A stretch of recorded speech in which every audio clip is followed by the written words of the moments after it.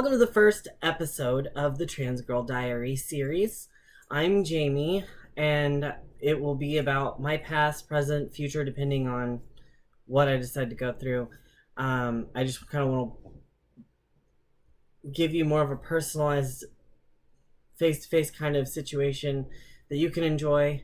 Hopefully, I won't draw this out and make y'all be like, "This is so boring," but that's just how it goes. So I need to preface this with a trigger warning. If you can't handle abusive situations, then don't listen to this because it will be very triggering. So, um, growing up, I grew up in a southern Christian household, very religious, and it was a bit hard growing up, obviously, dealing with that and being LGBT. I've known from a very, very young age that I was a girl. I didn't necessarily know back then that I was in a boy's body, but regardless, I knew I was a girl. I wanted to grow my hair out, and I wanted to do my nails and have my hair done and makeup and high heels and the whole 9 yards. And my donors is what we'll call them, my bio parents, my donors. They did not believe in that kind of situation. They were, we stick to the Bible and it's man and woman, and if you're born that way, that's who you are, and you can't be gay and things like that. So, if I wanted, I wanted to grow my hair out, and they always cut it in a bowl cut. Freaking bowl cut. Those things are horrible. Why? I don't know. Horrible, horrible thing. They wouldn't let me do anything girly, and if I did, I got beat. That is what I got. Depending on the situation and day, it was either with my dad's hand or a switch of some kind. Regardless, it was not fun, and it was honestly terrifying. I mean, it's like I just want to be myself, and I can't be. So, as I got a little older, still in elementary school, but a little older, I ended up getting a boyfriend, and he was my next door neighbor. And when my sperm donor found out that I was dating him, he called CPS on my boyfriend's parents, and then they called CPS on my donors, and that was just all kinds of a royal psychotic screw hole to the brain, which is like that and some other things that happened to me much younger that I'm not going to talk about on here. Caused me to have DID. I don't know, for those of you that are new, that don't know me and haven't seen me before, I have DID, which is dissociative identity disorder, and it's basically just I had such a traumatic event happen to me that my mind decided to create a whole different identity to handle the traumatic events, etc., instead of me handling it. So that's how that happened. So, and I have multiples. I have 10 alters plus myself. You may or may not see one pop in or out depending on the day, but because of that situation, it created another alter. But it was a lot of traumatic psychological trauma that happened to me during that period of time. And onward from there, it just kind of got worse until high school. My sperm donor went off to college to try and get a better education to make more money. And I honestly feel like he also did it just to kind of avoid the fact that I'm not what he wanted. And so that was really hurtful. Luckily, my egg donor, aka my bio mom, she tries to understand and she tries to be there for me, but it's really hard for her because both her and my sperm donor, they decided, they grew up in a time when this wasn't okay, and it's kind of stuck with them. They're just kind of stuck in their ways, and That's their choice. They're able to make choices like that. Just as my mom pulled me to the side and was like, "You need to make your own decisions. Like, if that's who you are and who you think you are, then fine, that's you. You need to stop trying to get our support and our recognition because it's not going to happen." And that was really depressing. But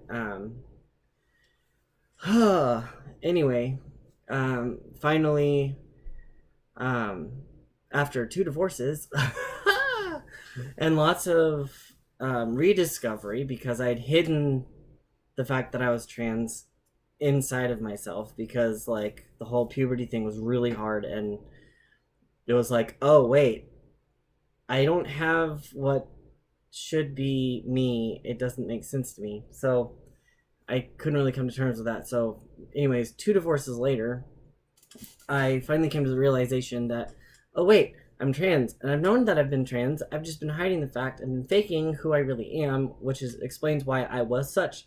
I'm not okay. So anyone that has been with me knows that I'm a very loving, kind person, and that I reach out to anyone I can. I take care of anyone I can. I raise money for nonprofit organizations, and I do what I can. But when I was trying to fake who I was not a nice person.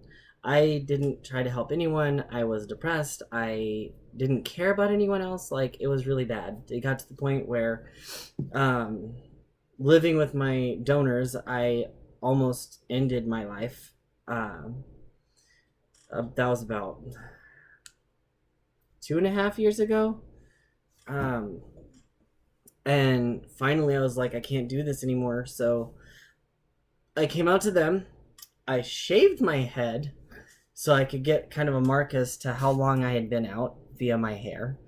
And I bought makeup, a wig. I started buying girls' clothes and started dressing as a girl everywhere. Everyone at work accepted me and took me in. And then I found friends along the way, having to move around because I couldn't stay where I was. So um, I gained lots of good friends. And then I found my now mom, my adopted mother, and she is absolutely everything I could have ever asked for. She is extremely supportive in everything that I do. It doesn't matter. Like, if I want to stay home and clean and cook and take care of the kids, then I can do that. If I want to go out and get a degree from some college, I can do that. If I want to do whatever it is that I want to do, she's supportive of me so long as I'm not harming myself or someone else. Like, that's all she really cares about. And it's absolutely wonderful, and I'm so grateful for her. So that's a bit about my background, and now you understand. I came out on January 19th, 2018, and started hormones just a few months later on April 24th, 2018. And I have been on those hormones for a little over 2 years now.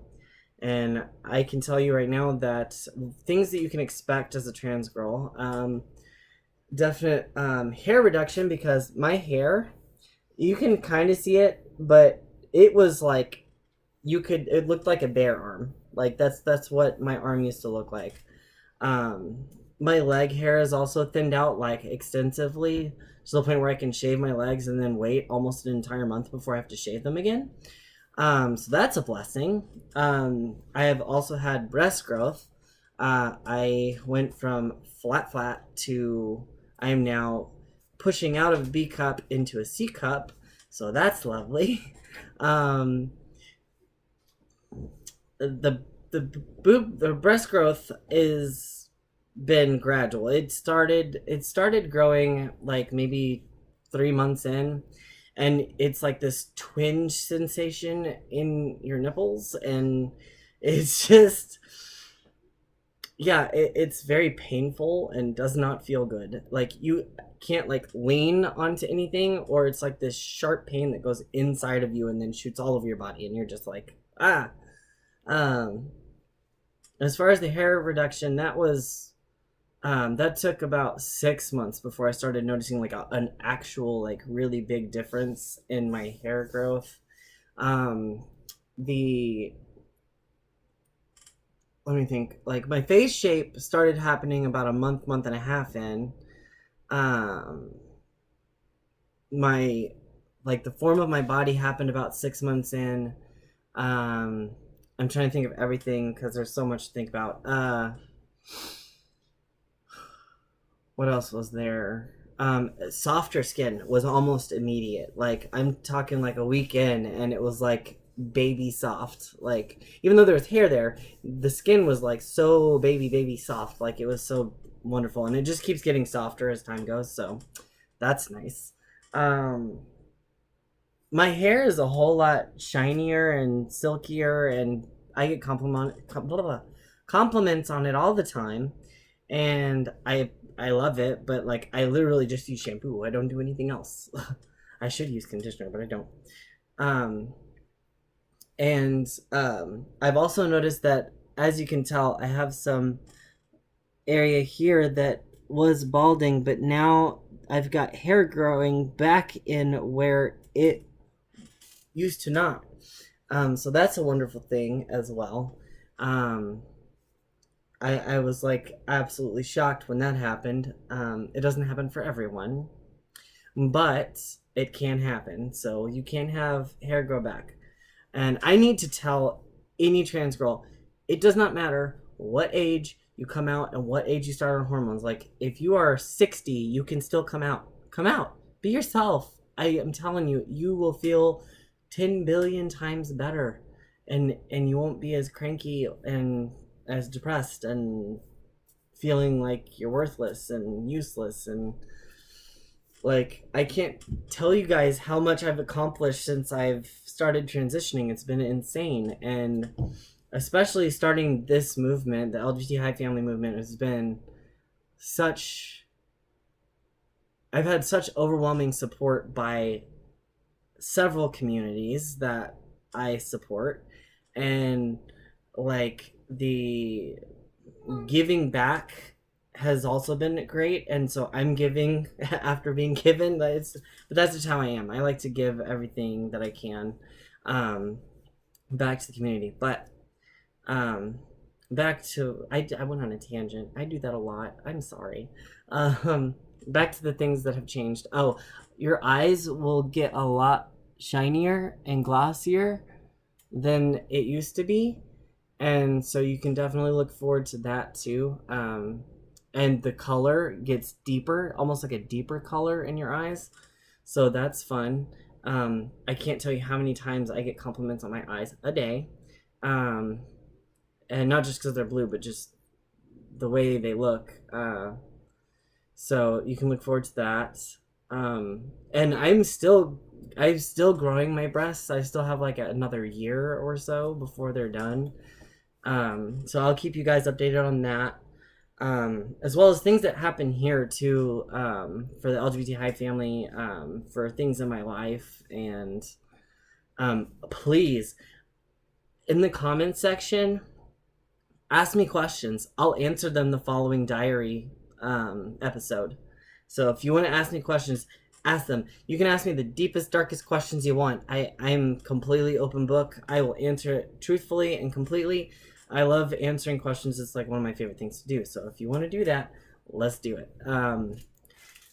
But I think that's going to conclude this week's episode. It's going to be every Saturday. We'll be doing this depending on time constraints and everything, but it should be every Saturday. Just like I believe it's every Wednesday that I'm going to be doing my makeup tutorials every Wednesday. And then I'm going to try to continue my LGBT education series as well. Please don't forget to subscribe and then hit that bell so you get notifications when I come out with a new video. I appreciate you guys. Also, don't forget to add me on Instagram, Snapchat, Twitter, TikTok. All of it is just LGBT High Family. It's really easy to remember. So add me there. I appreciate you guys' time, and I'm sorry if I like drug on at all, but like I like to talk. All right, love you guys. I'll talk to you later.